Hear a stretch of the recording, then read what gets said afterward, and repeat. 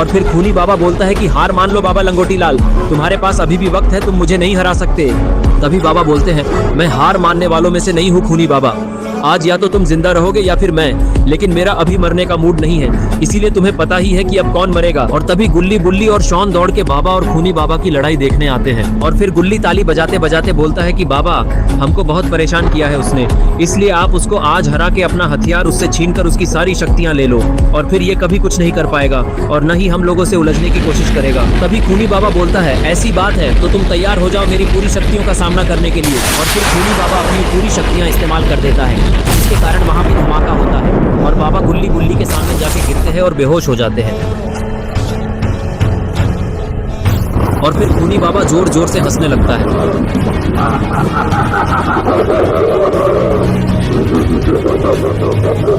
फिर खूनी बाबा हंसने के बाद बोलता है कि मुझे मालूम था तुम मेरे सामने कुछ भी नहीं हो बाबा लंगोटी लाल, मैंने तुमको पिछले बार भी हराया था और ये दूसरी बार है जब तुम मुझसे हार रहे हो। पिछली बार तो तुम बच गए थे, लेकिन इस बार कैसे बचोगे? अगर तुम्हारा घोस्ट राइडर भी आ गया तुमको बचाने, फिर भी वो तुमको मुझसे नहीं बचा पाएगा। इसके बाद खूनी बाबा कूद कर बाबा के सामने आता है और वो एक तलवार बाबा को मारने के लिए बाबा के ऊपर प्रकट करता है। लगता है अब बाबा को खूनी बाबा से कोई नहीं बचा सकता। जादुई तलवार प्रकट करने के बाद खूनी बाबा एक जादुई मंत्र पढ़ने लगता है ताकि वो बाबा के शरीर को अपने जादू से पूरी तरह से खत्म कर सके। और ये मंत्र पढ़ने के बाद खूनी बाबा को बाबा लंगोटी लाल की भी शक्तियां मिल जाएंगी। बाबा के साथ ये सब होते हुए देखकर गुल्ली बुल्ली और शॉन को समझ में नहीं आता कि ये लोग बाबा को बचाए कैसे। तभी गुल्ली कहता है कि बुल्ली और शॉन, हमें बाबा को बचाने के लिए जल्दी कुछ करना होगा, नहीं तो ये खूनी बाबा की जान ले लेगा और फिर इसे रोकने वाला कोई नहीं होगा। बुल्ली बोला, जल्दी चलो गुल्ली और शॉन, हमें बाबा को बचाने के लिए खूनी बाबा को बस उसके मंत्र पढ़ने से डिस्ट्रैक्ट करना है, फिर उसका जादू खुद ही खराब हो जाएगा। गुल्ली कहता है कि वो तो ठीक है, लेकिन हम खूनी बाबा को डिस्ट्रैक्ट करें कैसे?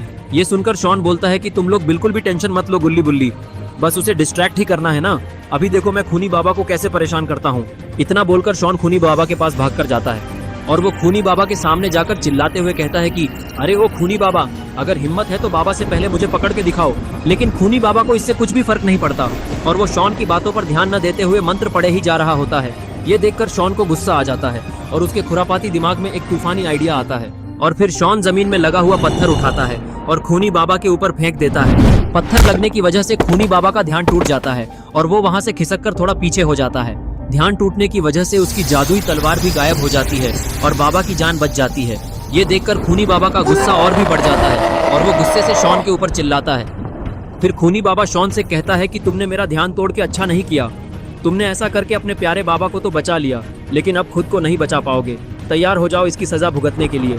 इतना बोलकर खूनी बाबा अपनी छड़ी से शॉन के ऊपर हमला कर देता है, लेकिन शॉन साइड होकर उसके हमले से बच जाता है और ये देखकर खूनी बाबा एक के बाद एक लगातार शॉन के ऊपर फायरबॉल फेंकने लगता है, लेकिन शॉन उसके सभी हमलों से भागकर बचते जाता है। तभी बुल्ली भागकर खूनी बाबा की तरफ जाने लगता है और वो बाबा के पास में ही रुक जाता है। फिर वो बाबा के हाथ के पास पड़े हुए हैमर को उठाने की कोशिश करने लगता है, लेकिन वो उससे उठ ही नहीं पाता। ये देखकर खूनी बाबा को बहुत मजा आता है और वो जोर जोर से हंसने लगता है।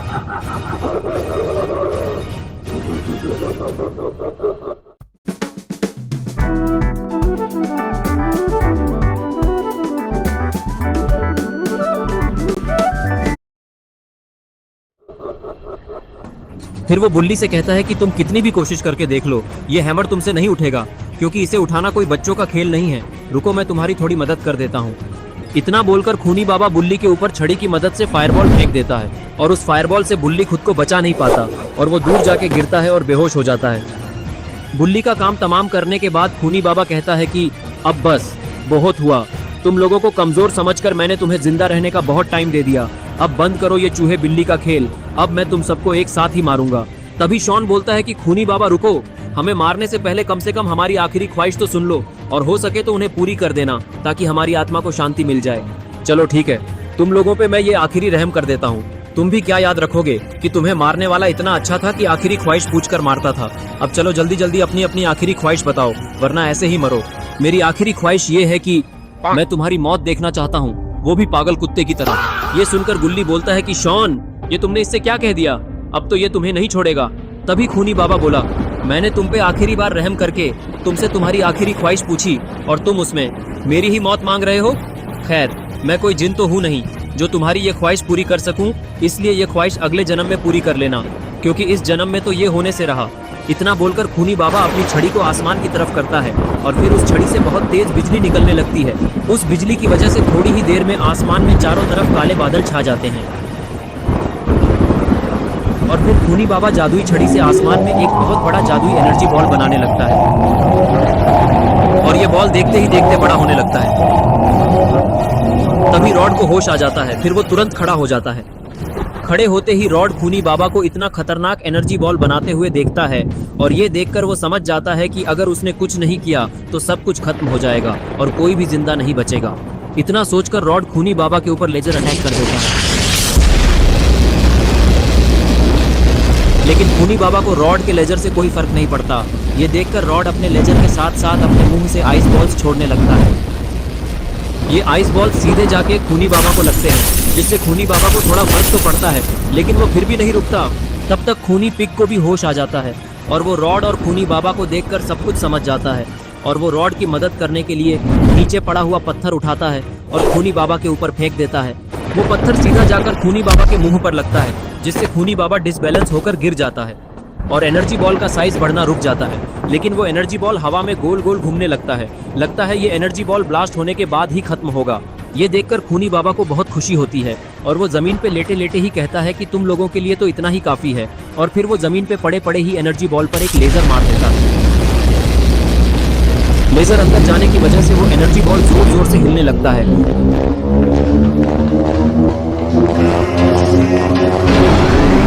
और थोड़ी ही देर बाद वो ब्लास्ट हो जाता है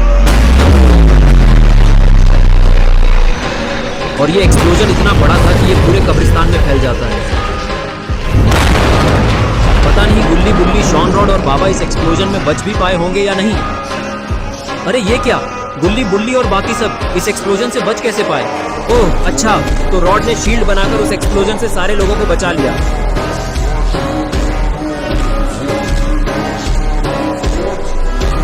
ये देखकर खूनी बाबा हैरान हो जाता है और वो कहता है कि आखिर तुमने इतने बड़े एक्सप्लोजन को रोक कैसे लिया? लगता है कि तुम्हारे अंदर अभी बहुत ताकत बची हुई है। रॉड बोला, हाँ खूनी बाबा, जब तक मैं जिंदा हूँ तब तक कोई मेरे दोस्तों को आसानी से नहीं मार सकता। अगर चाहो तो और हमला करके देख लो। रॉड की बात सुनकर खूनी बाबा कहता है कि अच्छा, तो अगर ऐसी बात है तो फिर ठीक है, मैं भी देखता हूँ कि तुम कब तक रोक पाते हो मेरे हमलों को। इसके बाद खूनी बाबा शील्ड के ऊपर एक के बाद एक लगातार हमला करने लगता है। काफी देर तक हमले करने के बाद भी जब शील्ड नहीं टूटती, तब खूनी बाबा जादुई छड़ी की मदद से एक जबरदस्त लेजर निकालता है और सीधा रॉड की शील्ड के ऊपर मारने लगता है। धीरे धीरे उस लेजर की वजह से रॉड कमजोर पड़ने लगता है और थोड़ी ही देर बाद उसकी शील्ड टूट जाती है और रॉड अपने घुटनों पर आ जाता है, क्योंकि उसने खूनी बाबा को रोकने में अपनी सारी शक्तियां इस्तेमाल कर ली हैं, जिसके कारण उसकी सारी एनर्जी खत्म हो चुकी है। रॉड को घुटनों के बल खड़ा देखकर खूनी बाबा को काफी ज्यादा मजा आता है और वो कहता है कि देखा रॉड, तुम कितनी आसानी से मुझसे हार गए। मैंने तो अभी तक काली शक्तियां इस्तेमाल ही नहीं की है, फिर भी तुम घुटनों पर आ गए और तुम्हारा बाबा इतनी देर से बेहोश पड़ा है। तभी रॉड कहता है कि खूनी बाबा, मैंने अभी तक हार नहीं मानी है, मैं अभी भी तुमसे लड़ सकता हूँ। अच्छा, मतलब रस्सी जल गई लेकिन बल नहीं गया। लगता है तुम मरने के बाद ही हार मानोगे। चलो ठीक है, मैं तुम्हारी ये इच्छा भी पूरी कर देता हूँ। इतना बोलकर खूनी बाबा जादुई छड़ी से रॉड के ऊपर एक लेजर से हमला कर देता है और वो लेजर सीधा जाके रॉड को लगता है और रॉड उस लेजर से बच नहीं पाता और नीचे गिर जाता है। ये देखकर खूनी बाबा को बहुत मजा आता है और वो जोर जोर से हंसने लगता है।